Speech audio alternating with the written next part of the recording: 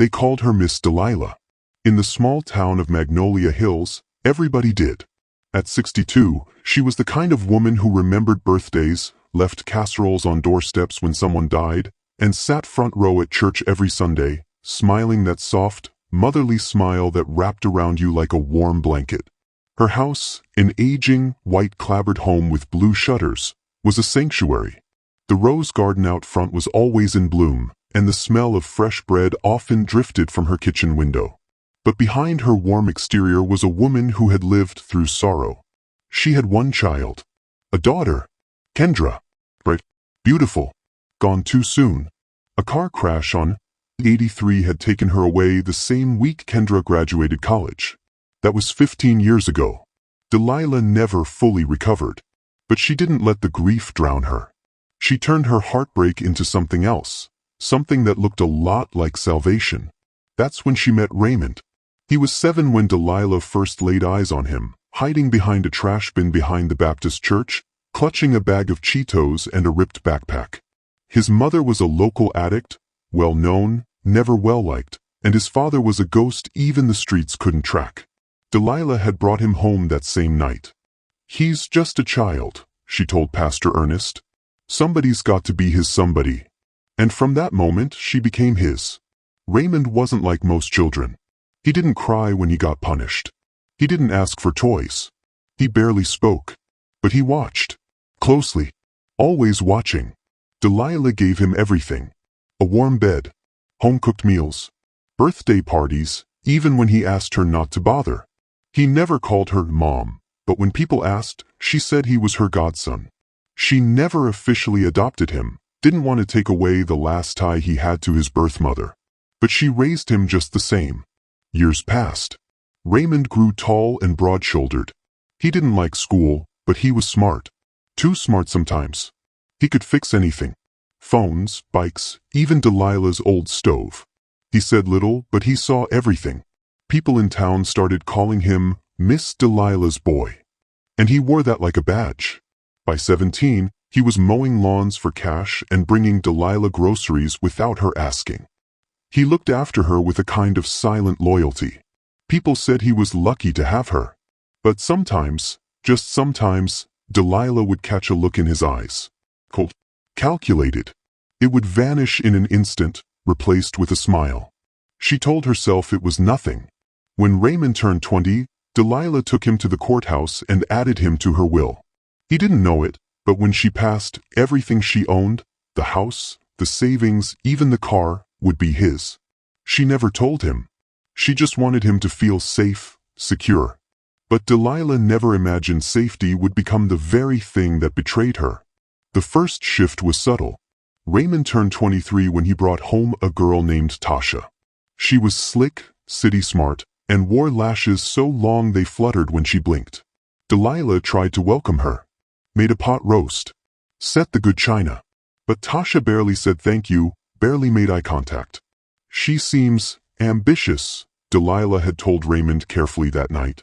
"She's real," he answered, eyes low. "Not like these church ladies pretending to be saints." Delilah didn't press it. She didn't want to lose him to pride. But things began to sour quickly. Tasha moved in a month later. No discussion. Just her boxes in the guest room. Then her clothes in Delilah's dryer. Then her perfume in the hallway. Suffocating. By spring, Delilah began noticing things missing. Her silver locket, some cash from the cookie jar she never locked, a set of earrings she hadn't worn since Kendra's funeral. When she mentioned it, Raymond brushed it off. "You probably misplaced it, Miss D," he said casually, avoiding her eyes. He hadn't called her Miss D since he was 16. One afternoon, Delilah overheard Tasha on the phone, whispering, talking about flipping the property. She mentioned the old lady's name being on everything and needing that paper signed. Delilah froze behind the kitchen wall, her hand still holding a pitcher of iced tea. That night, she couldn't sleep. Her chest tightened every time she closed her eyes. Was it paranoia? Was she imagining things?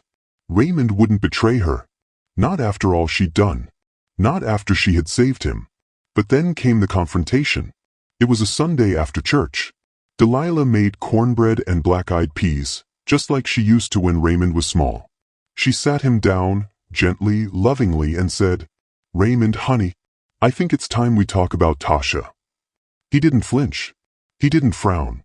He just sat back in his chair, slowly chewing. "You don't like her," he said after a beat. "I want what's best for you." "No, you want what's best for you," he said, the warmth in his voice gone. "You want to keep this house, this life, all under your thumb. But I'm a grown man now. I'm not your project." Delilah's heart broke in that moment, more than when she buried her daughter. This was the boy she raised. But Federal prayed over. "I never said you were a project. You're my family." Raymond pushed his plate aside and stood up. "You're not my mother." He walked out, the screen door slamming so hard it rattled the windows. Delilah sat at the table long after the food went cold. That night, she took out the folder from the drawer in her bedroom, the one with her will. Her hands trembled as she looked at the name listed beside beneficiary, Raymond Darnell White. She stared at it for a long time.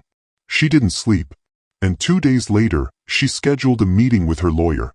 Raymond didn't come home that night, or the next. Tasha texted once, said he was clearing his head, but Delilah knew. Something had shifted, snapped even. She could feel it in her bones. At the lawyer's office, Delilah made a quiet but permanent change. She rewrote her will. The house and land would now go to her church's youth fund. Raymond would receive $10,000 in her car. Nothing more. She cried when she signed the document. But she knew she had to protect the home. Her home. Her daughter's memory. Her legacy. The lawyer, a gentle woman named Carol, warned her. "If he finds out, it could get ugly." Delilah nodded. "He already left me once," she said softly.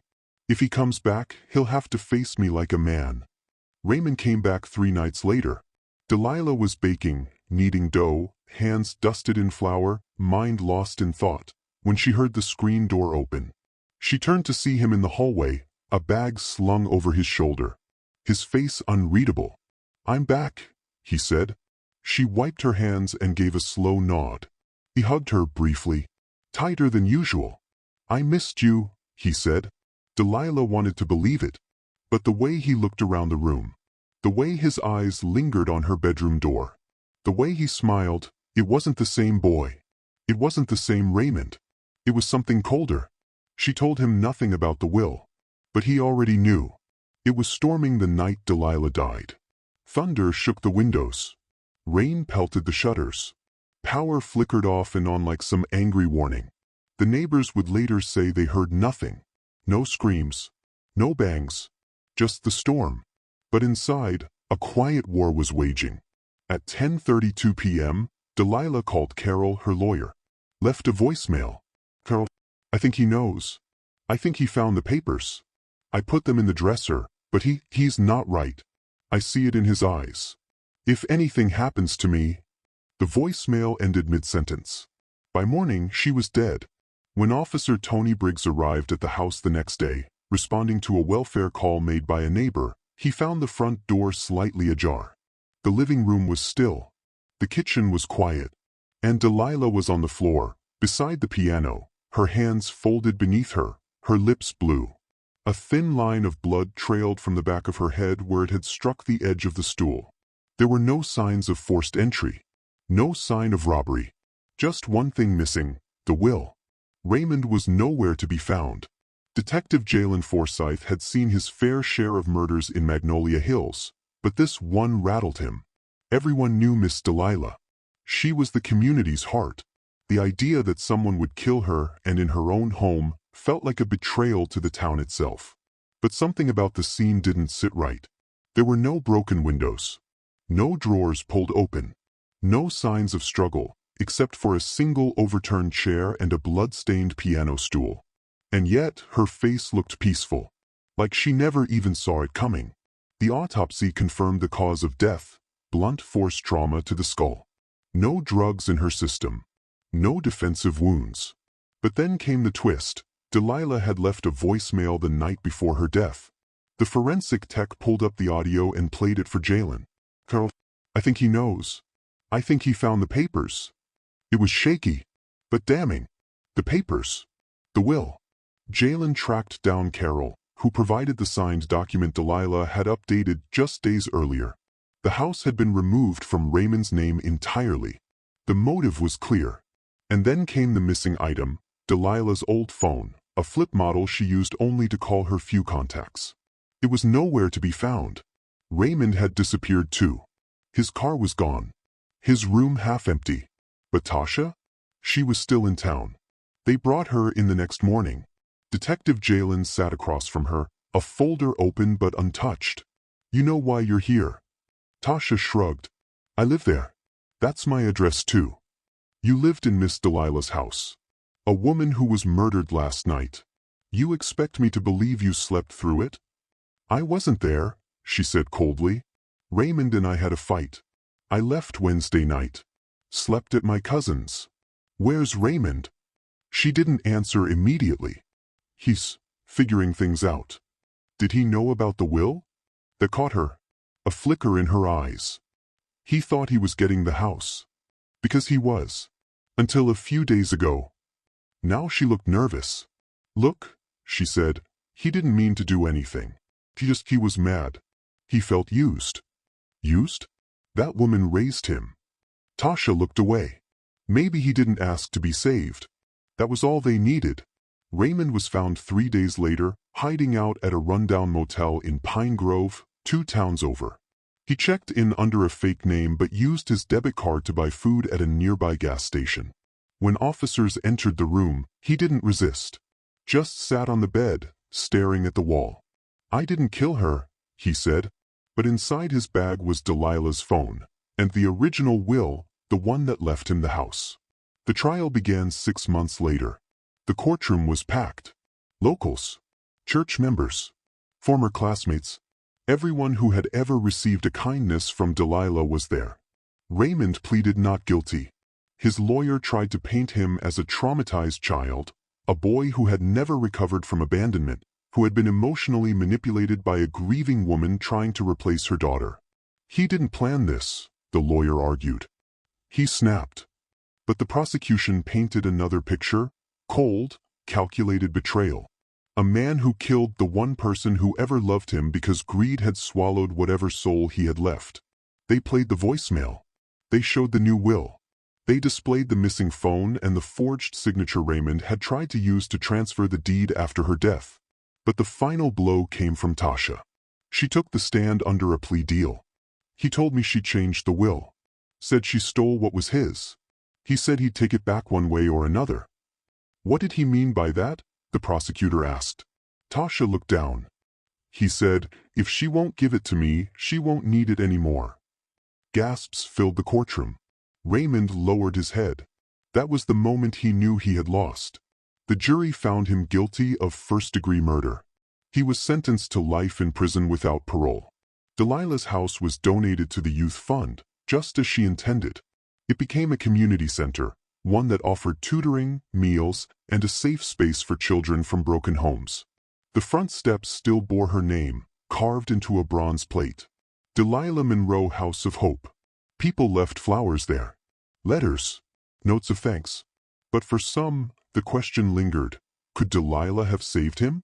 Did loving someone too much blind her to what he really was? Maybe. But in the end, she did what she always did. She gave. She gave him a life. And he took hers to claim what he thought he was owed. If you made it this far, thank you for honoring Miss Delilah's story. Her tragedy is a reminder that even love has its limits. And sometimes, the people we save become the ones who destroy us. If this story moved you, please like the video, subscribe to the channel, and hit the bell icon so you never miss a true crime story that matters. Stay safe. Stay aware.